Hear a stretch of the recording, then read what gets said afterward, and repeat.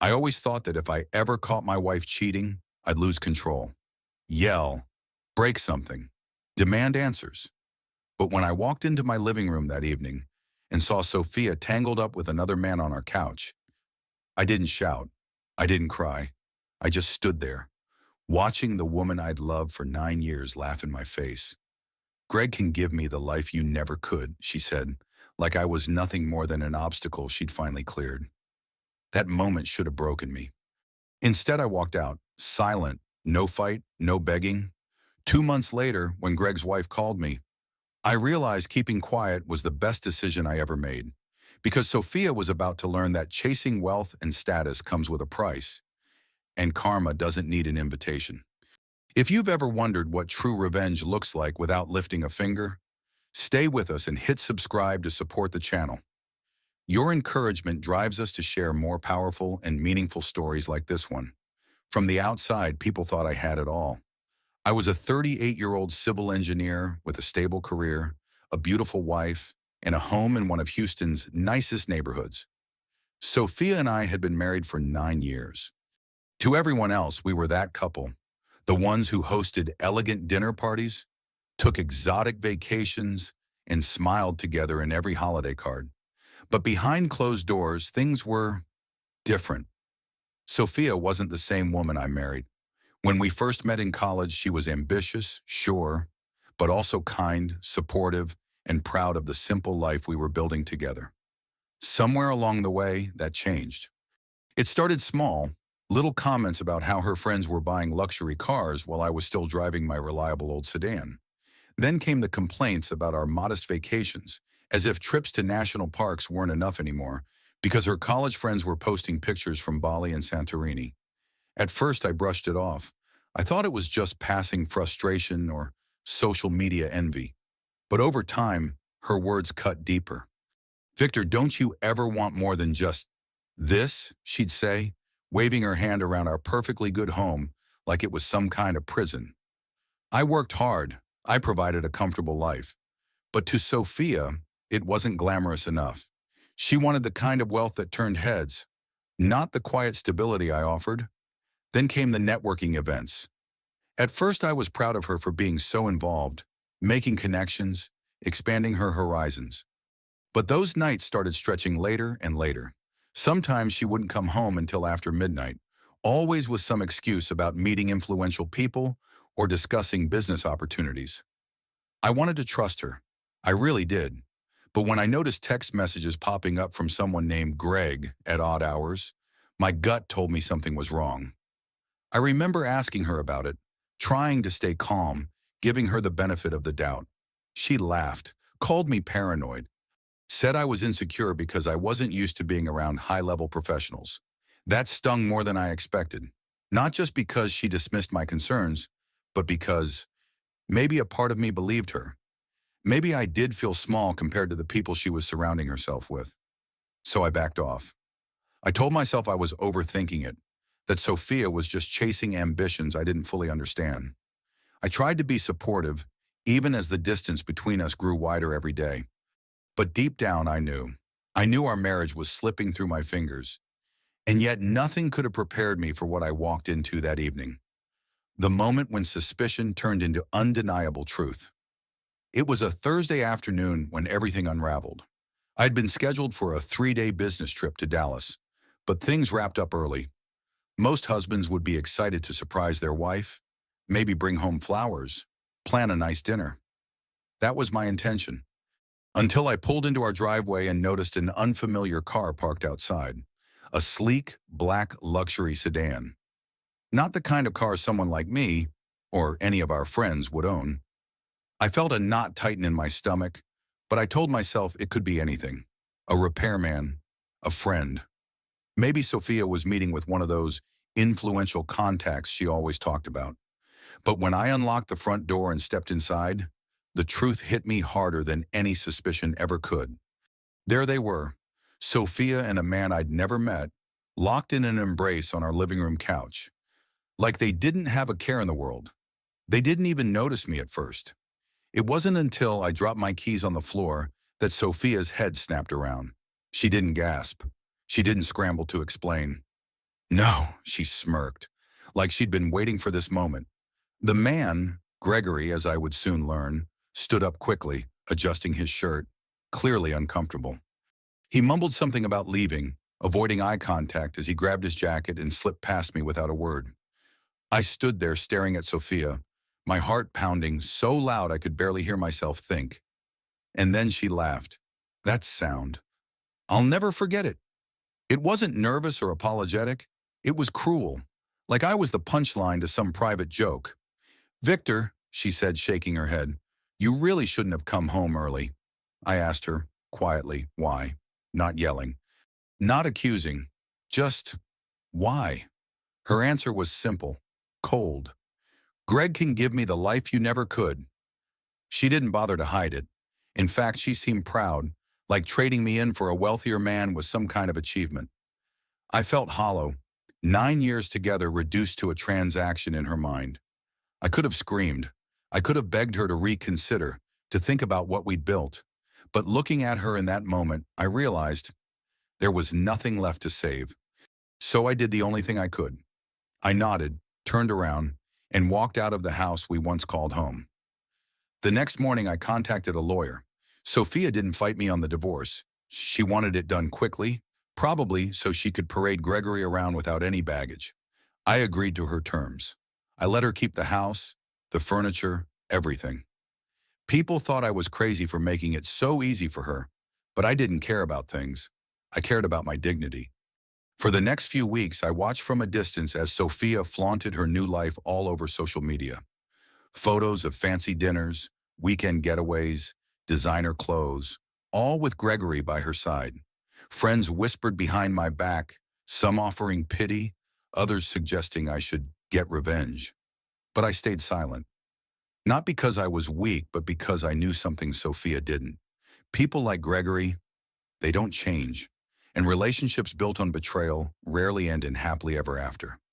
I just didn't know how soon that truth would come knocking on my door. The weeks after the divorce felt like a blur. I moved into a small apartment on the other side of town. Nothing fancy, just enough to sleep, work, and think. Mostly think. At night, the silence was deafening. For 9 years, I'd come home to a house filled with conversation, shared meals, plans for the future, even if those plans had started to crumble long before I admitted it. Now, it was just me and the constant echo of what went wrong. Sophia didn't waste a second rubbing salt in the wound. Her social media became a highlight reel of her so-called upgraded life. Photos with Gregory at exclusive galas, sipping champagne on yachts, posing in front of cars that cost more than I'd make in a year. It wasn't enough for her to leave me. She needed me to see that she'd traded up. Friends stopped reaching out. Some didn't know what to say. Others probably believed Sophia's version of the story, that I was too simple, too unambitious for a woman like her. I won't lie. There were nights I questioned everything. Was I really not enough? Had I spent nearly a decade building a life that was forgettable? But no matter how low I felt, I refused to crawl back or show weakness. I knew Sophia, if she smelled even a hint of regret, she'd twist the knife deeper. So I focused on work. I took on extra projects, kept my head down, and told myself that eventually the pain would dull. And then, 2 months later, my phone rang. I didn't recognize the number. For a moment, I considered ignoring it, figuring it was just another spam call. But something made me pick up. "Is this Victor Ramirez?" a calm, confident voice asked. "Yes," I replied cautiously. "This is Elaine Winters, Gregory's wife." For a second, I thought I misheard her. Gregory's wife? I thought Sophia said he was in the process of divorcing her. "I hope you don't mind me calling," Elaine continued. "I think we should talk." I agreed to meet her, mostly out of curiosity, though a part of me suspected there was more to Gregory's story than Sophia had ever let on.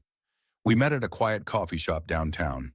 Elaine was nothing like I expected. Graceful, composed, the kind of woman who didn't need to raise her voice to command attention. She didn't waste time with pleasantries. "I'm not here to cause drama," she said, sliding a folder across the table. "I just thought you deserved to know the truth." Inside were documents, screenshots, Evidence. Gregory wasn't leaving Elaine. In fact, he'd never planned to. This isn't the first time he's done this, she explained, her tone almost detached, like someone who'd long since accepted the reality of her marriage. Gregory finds women who are dazzled by his wealth. He strings them along, makes promises he never intends to keep, and when he's bored, he moves on. I stared at the messages between Gregory and Sophia, him already pulling away, making excuses about timing, about needing to keep things discreet for just a little longer. It was clear Sophia had no idea she was being played. Elaine leaned back, watching me absorb it all. "I'm not telling you this to gloat," she said quietly. "I know what it feels like to be betrayed by someone you trusted." For the first time in months, I felt something other than anger or shame. I felt clarity. Sophia thought she'd won, but she was standing on a trap door, and it was only a matter of time before it opened beneath her. As I left that cafe, I realized I'd reached a point of no return. There was no bitterness left, no desire to warn Sophia or save her from the fallout. She made her choice, and now I was finally free to move on. As I walked away from that meeting with Elaine, I knew exactly what I needed to do. Nothing. No texts, no warnings, no satisfaction of telling Sophia, "I told you so." I realized that the best revenge wasn't some grand gesture or public humiliation. It was letting Sophia fall into the very trap she'd chosen, on her own. For years, I had been the man trying to fix things, to hold everything together while she reached for something shinier. Now I finally understood the power of letting go. I went home that night with a strange sense of peace. It wasn't happiness, not yet, but it was the first time I felt like I wasn't carrying the weight of her choices anymore. Instead of obsessing over Sophia and Gregory, I poured my energy into rebuilding me. I reconnected with old friends, the ones who didn't care about luxury cars or designer vacations, but who valued loyalty and shared memories. I started going to the gym again, not out of spite, but because I wanted to feel strong, for myself. At work, I stopped taking on projects just to stay busy. I focused on ones that challenged me, that reminded me why I loved engineering in the first place. And somewhere along the way, I met Emily. She was an architect on a joint project, smart, grounded, and refreshingly uninterested in appearances. Our conversations weren't about status or wealth. They were about ideas, passions, the simple joys in life. For the first time in a long time, I felt seen, not as a stepping stone, but as a partner. 3 weeks after meeting Elaine, my phone lit up with a name I hadn't thought about in days. Sophia. I let it ring twice before answering. Calm, composed. Her voice was shaky, a far cry from the confident woman who once laughed in my face. "Victor, I, I need to talk to you." I could already guess why she was calling, but I let her speak. She stumbled through her words, trying to mask her desperation. "Gregory's things have changed. He's dealing with some business issues. We're taking a break, but it's temporary." I almost smiled at how rehearsed it sounded, like she was still trying to convince herself. Then came the real reason for the call. I was thinking, maybe we rush things with the divorce. I mean, we have so much history. Maybe we could grab dinner. Talk? There it was. Not an apology, not remorse, just a woman watching her golden ticket slip away, scrambling for the safety net she thought I'd always be. I took a deep breath, keeping my tone steady. "Sophia, you made it clear what you wanted, and I hope you got everything you were looking for." There was a pause, long enough for me to picture the look on her face. I thought we could at least be civil." She tried again, her voice cracking. I didn't know her anger. I didn't know her comfort. "I am being civil," I replied softly. "Take care of yourself." And with that, I ended the call. No drama, no closure speech, just silence. The same silence I'd given her the day I walked out of that house. I knew she'd sit there, staring at her phone, waiting for a follow-up message that would never come. That was my plan all along, to show her that I wasn't her backup plan, that I'd built a life beyond her, and it was a life she could never touch again. While Sophia was left picking up the pieces of her failed fantasy, I was moving forward with someone who valued me for who I was, not what I could provide. And the best part? I never had to lift a finger to watch karma do its work. I thought that would be the last I'd hear from Sophia. But people like her, they don't let go easily when their world starts to crumble. A week after that call, she showed up at my apartment. I heard the knock, looked through the peephole, and there she was, dressed nothing like the polished woman I used to know. Gone were the designer clothes and perfect makeup. She looked tired, fragile, desperate. For a moment, I considered not opening the door, but part of me wanted to hear what she had to say, to see how far she'd fallen from that pedestal she built for herself. I opened the door but didn't invite her in.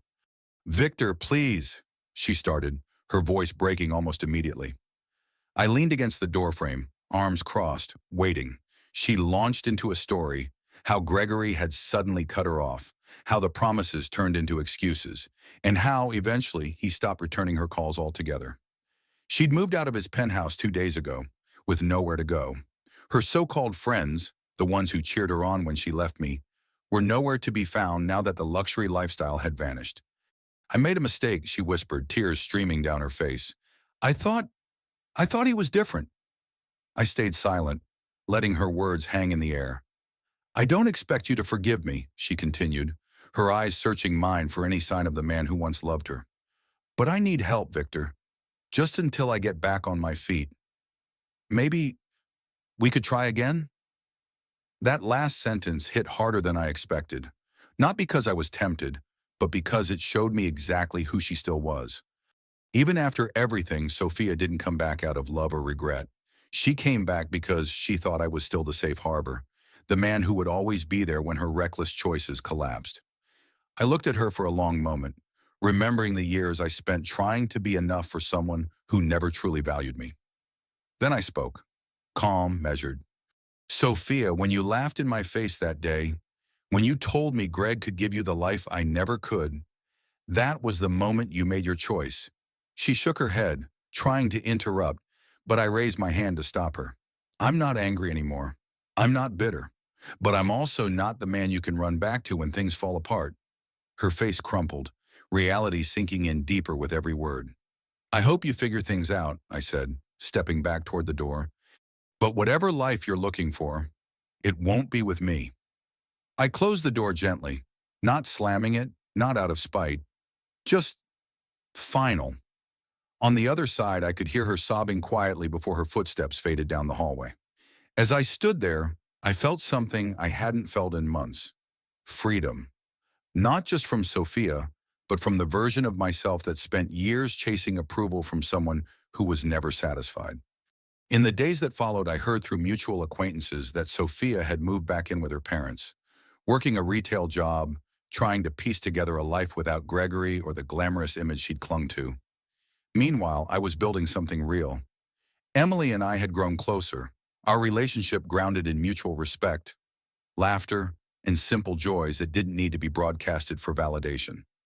I never told Emily the full story about Sophia and Gregory, not because I was hiding anything, but because that chapter didn't define me anymore. Sophia became a distant memory, a cautionary tale of what happens when you chase illusions at the expense of what truly matters. And as for Gregory, Elaine made sure his games didn't last much longer. Rumor had it she tightened control over their assets, leaving him little room to continue his cycle unchecked. In the end, I didn't need revenge in the traditional sense. Watching both Sophia and Gregory face the consequences of their choices was more satisfying than any plan I could have orchestrated. Sometimes life has a way of delivering justice. All you have to do is step aside and let it happen. Looking back now, I realize Sophia didn't just betray our marriage. She gave me a gift I never expected. She forced me to face the truth I'd been avoiding for years, that I was holding on to someone who saw me as a stepping stone, not a partner. It's easy to get caught up in trying to prove your worth to people who will never appreciate it. I spent nearly a decade believing that love meant sacrifice, that if I worked harder, earned more, or changed just enough, I could make her happy. But happiness built on someone else's approval is fragile. It shatters the moment they decide you're no longer enough. When Sophia walked out of my life chasing wealth and status, I thought I lost everything. But in reality, I gained something far more valuable: clarity. I learned that real strength isn't about fighting to keep people who don't value you. It's about knowing when to let go, when to stand firm in your self-worth, and when to trust that life has a way of balancing the scales. I didn't need to humiliate Sophia. I didn't need revenge plotted in anger. All I needed was patience and the quiet confidence that people who build their lives on lies will eventually watch it collapse. Today I'm with someone who sees me, not for what I can provide, but for who I am. And that's a feeling no amount of money or status can replace. So if you're listening to this and you're stuck trying to prove your worth to someone who constantly makes you feel less than, remember this. You don't have to chase validation. You don't have to beg for respect. Sometimes the most powerful thing you can do is walk away and let karma handle the rest. Stay with us and hit subscribe to support the channel. Your encouragement drives us to share more powerful and meaningful stories like this one. Now tell me, if you were in my shoes, would you have warned Sophia about Gregory? Or would you, like me, let her learn the hard way?